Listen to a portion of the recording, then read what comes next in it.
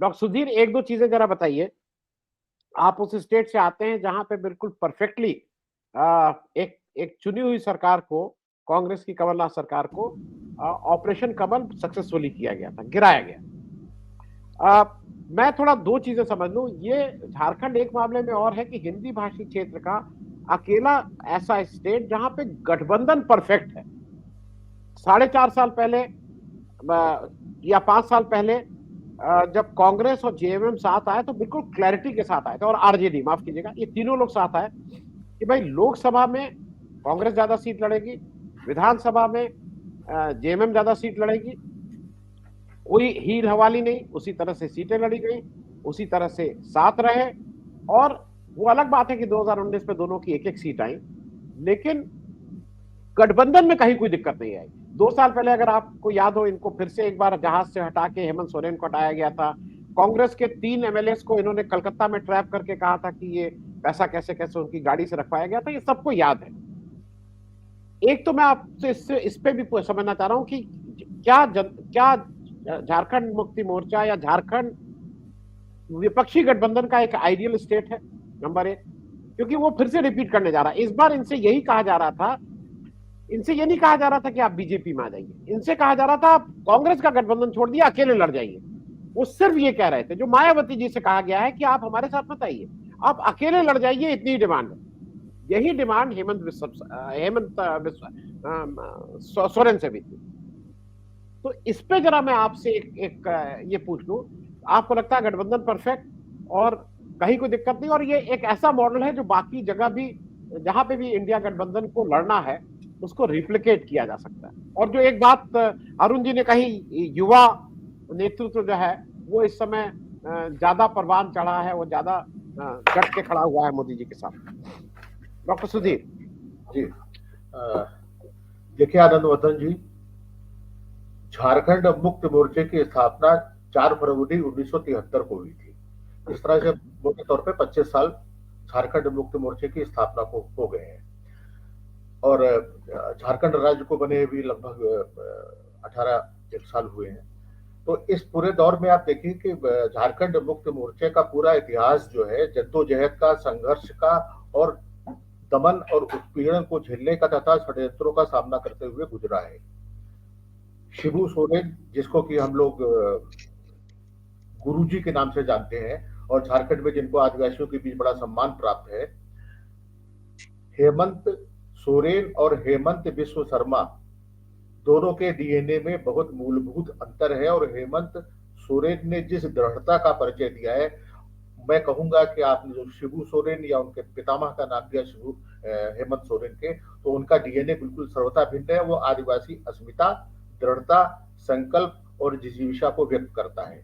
नहीं तो निशिकांत दुबे जो कुछ भी झारखंड में कर रहे थे, ऐसा नहीं है कि वो अपने एकाकी कर रहे थे, उसको भारतीय जनता पार्टी के हाईकमान की शाह प्राप्ति थी और पूरा खेल प्रायोजित था।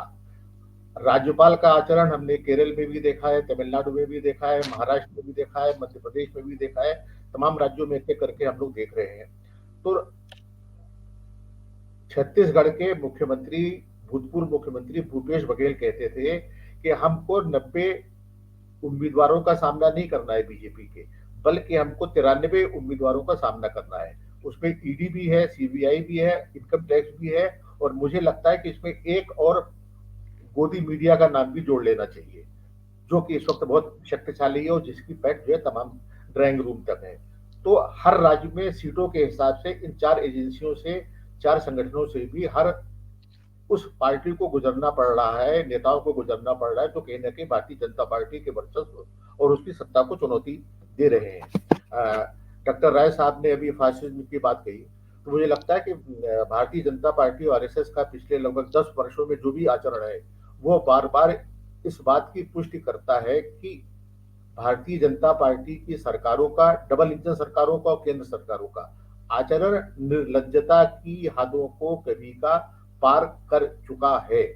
और आपने जैसा कि कहा कि क्या मोदी का या भारतीय जनता पार्टी का दांव विफल हो गया है, तो मुझे लगता है कि दांव तो उनका विफल हुआ है। निशिकांत दुबे का मिशन वहां कामयाब नहीं हो सका, लेकिन यह प्रसंग इतनी जल्दी समाप्त नहीं होगा। अभी भी ये लोग इस बात की भरपूर कोशिश करते रहेंगे कि किसी भी तरह से झारखंड में झारखंड मुक्ति मोर्चे, कांग्रेस और आरजेडी की सरकार को गिराया जा सके। इसके लिए सबसे अच्छा उदाहरण आपके पास महाराष्ट्र है। महाराष्ट्र में इन्होंने शिवसेना के साथ क्या सलूक किया, शिवसेना को तोड़ा, या किस तरीके से उन्होंने अजित पवार को रातों रात जो है अपने वॉशिंग मशीन में प्रवेश करने के बाद सर्टिफिकेट दिया।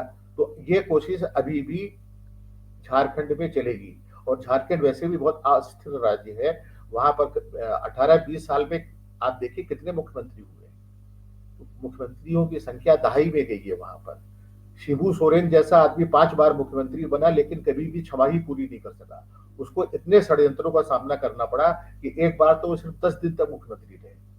तो डबल इंजन सरकारों की हम ट्रैक रिकॉर्ड देखें तो मुझे लगता है कि अभी भी दिल्ली सरकार इस बात की पूरी कोशिश करेगी कि झारखंड में जैसे भी बने इस सरकार को अपदस्थ किया जाए, या वहां राष्ट्रपति शासन लगाया जाए, या उनकी पिछलग्गू ऐसी कोई सरकार बैठे जो उनके हितों के अनुरूप आचरण कीजिए।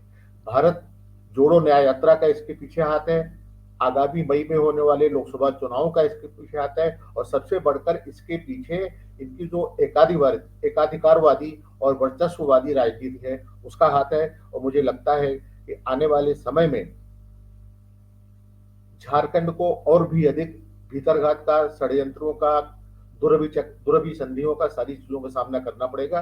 ये कठिन होगा, लेकिन हेमंत सोरेन ने अभी तक जिस दृढ़ता का परिचय दिया है और उन्होंने झुकने से इनकार किया है, वह आदिवासी अस्मिता, आदिवासी स्वभाव और आदिवासी चरित्र को कहीं ना कहीं उद्घाटित करता है। और उन्होंने अजित पवार या ज्योतिरादित्य सिंधिया या हेमंत बिस्वा शर्मा के नक्शे चलने से लगातार इनकार किया है। और झारखंड एक अच्छी मिसाल है विपक्षी एकता के लिए। और भारत जोड़ो न्याय यात्रा जिस तरीके से उसको प्रतिसाद मिल रहा है, रिस्पॉन्स मिल रहा है, मुझे लगता है कि झारखंड एक प्रतीक बनकर उभर सकता है, बशर्ते आरजेडी, कांग्रेस और झामुमो मिलजुल कर एकजुटता से भारतीय जनता पार्टी को चुनौती देते हैं। और 2019 के चुनाव नतीजों को आप याद कीजिए, झारखंड मुक्ति मोर्चे ने बहुत ऐतिहासिक सफलता दर्ज की थी। अन्यथा 2005 का आपको परिदृश्य याद होगा कि किस तरीके से वहां पर उस वक्त के राज्यपाल सिप्टर जी ने किया था। आज वही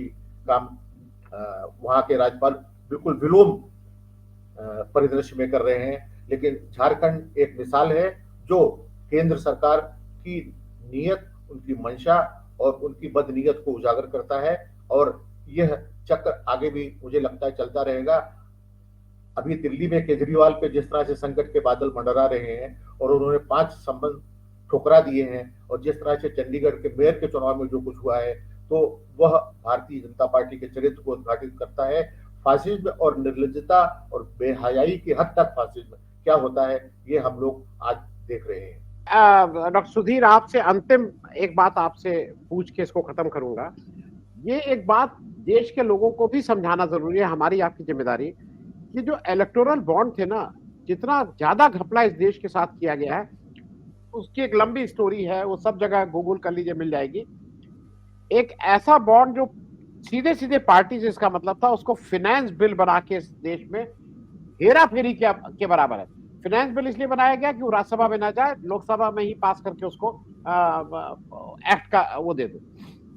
आरबीआई ने विरोध किया, इलेक्शन कमीशन ने विरोध किया, सबका विरोध रखा हुआ है। आज 5-6 साल हो रहे हैं, उस पर कोई कान पे जू नहीं रेंग रही।